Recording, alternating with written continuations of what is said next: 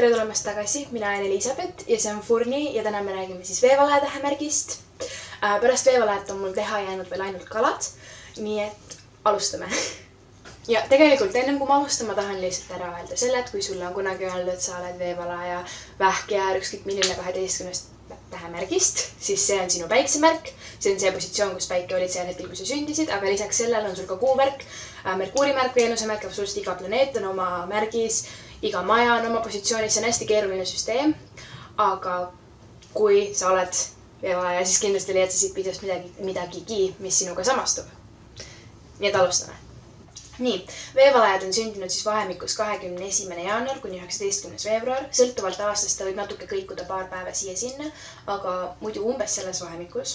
Nad on õhumärk, mis teeb neist intellektid, mis teeb neist mõtlejad, mis teeb neist suhtlejad, kommunikeerijad. Kõik sellised märksõnad on nende jaoks hästi olulised.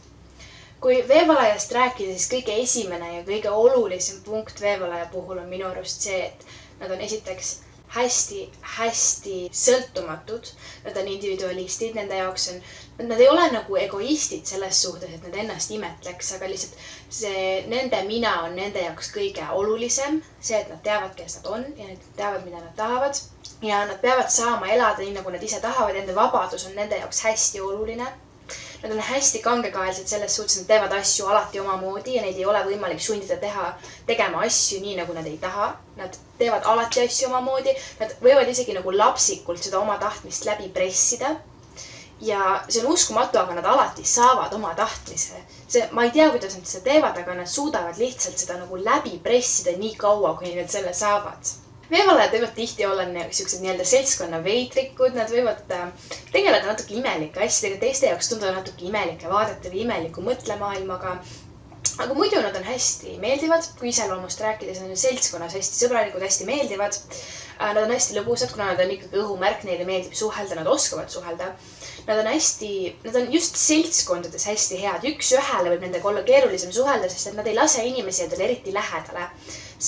Ma tulen hiljem ka selle juurde tagasi, aga nad on hästi sõltumatud ja nad tahavad, nad ei lase inimesi endale lähedale. Aga seltskonnas nad on hästi meeldivad, nad on sõbralikud, nad oskavad nalja teha väga hästi. Nad oskavad ka endale naerda. Ühtlasi nende huumorisoon tegelikult võib olla tihti natuke ülbe või natuke must huumor. Aga nad veevad selle alati hästi välja. Ja nad on hästi nii-öelda terava keelega. Ja nad võivad olla tihti natuke hipilike maailmavaadetega, boheemlased, hästi nii-öelda carefreed. Neile ei meeldi muretseda, nad ei ole eriti materiaalsed. Veevalajatel on väga huvitav suhe rahaga. Nad ei oska nagu rahaga eriti toime tulla. Need veevalajad, keda mina tunnen, neil on see, et neil alati on piisavalt raha, aga nad ei oska tegelikult rahaga toime tulla, nad ei oska materiaalselt mõelda, nad ostavad endale natuke nagu amburid, et nad ostavad endale mõttetult kalleid asju, mida neil tegelikult vaja ei ole mingi emotsionaalse väärtuse pärast. Ütleme, et see nende rahaga läbisaamine ei ole kõige hullem, on hullemaid märke, aga nad ikkagi on suhteliselt, nad ei mõtle väga. Ja tegelikult on nad hästi positiivse ellusuhtumisega, nad on alati nagu väike päiketoa nurgas, nad on alati niivõrd positiivsed ja nende kohalolek suudab teised inimesed ka rõõmsaks teha. Aga samas minu arust on see nagu natuke mask, mille nad ette panevad. Neil on emotsioonidega väga huvitav suhe. Nad ei näita oma tegelikke emotsioone tihti välja, eriti inimestele, kellega nad ei ole väga lähedased ja nagu ma ütlesin, nendega tegelikult lähedaseks saada on väga keeruline. Sa võid elada veevalajaga koos 20 aastat ja sa tegelikult ikka ei tea, mida ta päriselt tunneb. Kui sa mõtled veevalajate peale enda elus või kui mina mõtlen, kui teie mõtlete ükskõik, kes mõtleb, siis kui sa hakkad mõtlema, sa tegelikult ei tea, mida nad päriselt tunnevad. Nad tegelikult ei lase neid emotsioone endast välja. Ja tegelikult, mis selle puhul positiivne on, et nad suudavad seda iseenda kasuks ära kasutada niimoodi, et kui on mingi väga halb olukord, nad suudavad nagu ennast ise sellega ära petta, et nad lülitavad oma emotsioonid välja. Ja nad tihti jätavad inimestele mulje, nagu nad ei hooliks, nagu neid ei huvitaks, nagu neil oleks täiesti ükskõik, täiesti savi, aga tegelikult nad hoolivad ja nad huvituvad, aga emotsioonid on nende elus nagu teisejärguliselt kohal nii-öelda ja isegi kui nad on väga emotsionaalsed, siis keegi nende ümber ei saa sellest mitte kunagi teada. Kui rääkida nende minapildist, siis see on nende jaoks hästi oluline. Nende jaoks on olulised nende vaated, nende arvamused, nende ellusuhtumine, nende hobid, nende huvid, kõik millega nad tegelevad, see minapilt on nende jaoks äärmiselt oluline. Neil on tihti hästi tugevad vaated, nad võivad tihti olla poliitilised, kuna veevalad on tegelikult hästi intelligentsed ja intelligentsed võib-olla mitte emotsionaalselt niivõrd intelligentsed, nad võivad seda ka olla, aga nad on eelkõige nii-öelda book smart ehk siis koolitarkused, faktitarkused, teadmised, neil on neid hästi palju, et on hästi nutikad ja hästi taibukad. Kui neil on mingi teema, mis on neile hästi südamelähedane, siis nad muutuvad sellisteks hästi tugevateks aktivistideks. Ühesõnaga, nad muutuvad aktivistideks ja kuna nad on ikkagi õhumärk, siis nad oskavad suhelda, nad oskavad oma sõnumit nii-öelda inimestele kohale viia. Nii et nad on tegelikult hästi head selles, mida nad teevad ja tänu sellele oleks nad ka hästi head poliitikud ja poliitilised ja nii nagu ma ütlesin. Nagu ma ütlesin, neil on see mask ees ja esiteks on see mask neil ees emotsioonidega, teiseks on see mask neil ees ka nende iseloomuga. Nad jätavad ennast alati hästi sõbraliku ja positiivse mulje, aga sa tegelikult ei või üldse teada, millest nad tegelikult mõtlevad. Nagu ma ennem rääkisin emotsioonidega, aga sa ei tea, mida nad mõtlevad ja sa ei tea, mis inimesed nad tegelikult üldse on. Nendega peab paika see ütlus, et vaga vesi sügav põhi. Nii, kui õhumärgid on muidu hästi vaba mõttemaailmaga ja hästi open-minded, siis veevalajad võivad tegelikult muutuda hästi, nad võivad hakata uskuma seda, et ainult see, mis nemad arvavad on õige, nad muutuvad hästi kangekaelseks, mis käib tegelikult õhumärkide vastu. Nad hakkavad lapsikult enda tahtmist läbi pressima, nagu ma ütlesin, ja nad on hästi süüdimatult allumatud. Ühtlasi nad on hästi ettearvamatud, sa ei tea mitte kunagi, mida nad teha võivad, sest nad on niivõrd vaiksed ja nad ajavad oma asju niimoodi, hästi vaikselt, hästi rahulikult, nagu see ei oleks mitte midagi. Tegelikult nad võivad mingite väga hullumeelsete ideedega lagedale tulla, väga hullude asjadega tegeleda, hästi hullumeelsed, hästi ettearvamatud, kuna nad on ka boheemlased ja hästi carefree, sellised hipilikud, nagu ma ütlesin. Sa võivad teha hästi suuri elumuudatusi hästi kergekäeliselt ja ilma mõtlemata. Nii, järgmiseks räägime siis nendest ja nende suhetest, sest see on üks väga siuke controversial teema, veevalajad ja nende suhted.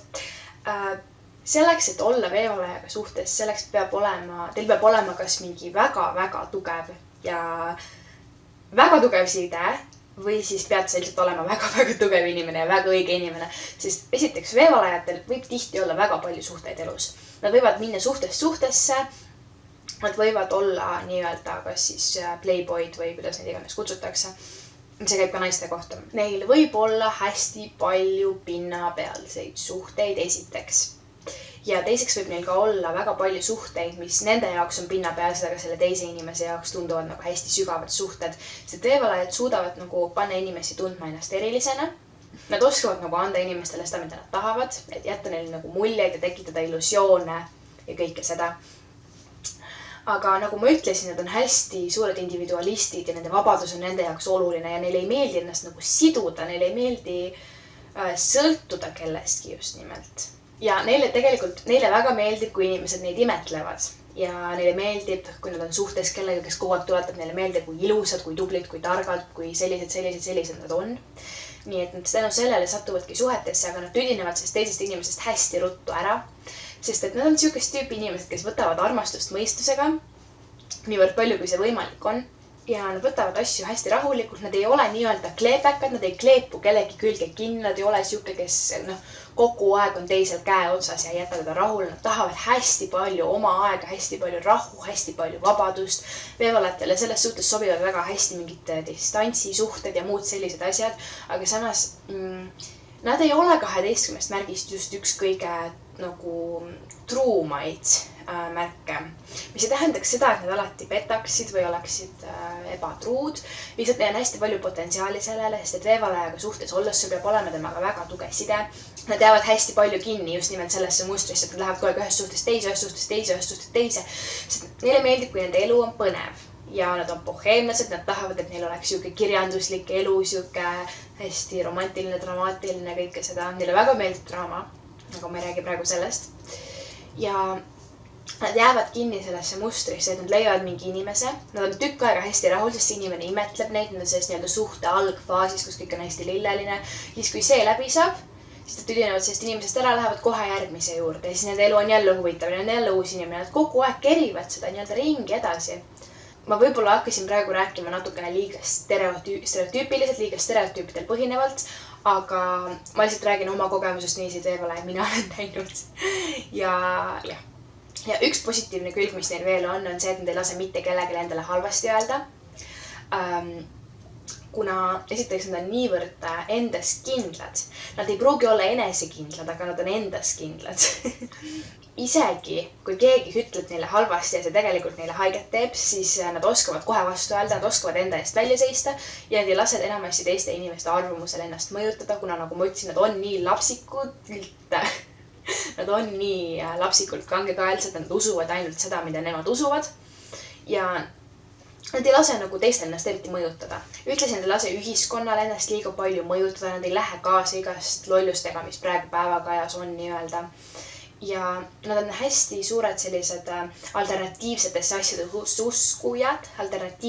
asjadesse uskujad, alternatiivmeditsiin, alternatiivne ajalugu, igasugused tulnukad, vandenõuteooriad, igast sellised teemad neile väga meeldivad. Ja see oligi kõik veevalajate kohta. Ma loodan, et te leidsite siit midagi, mis kas teie või mõne teie tuttavaga samastus ja head aega!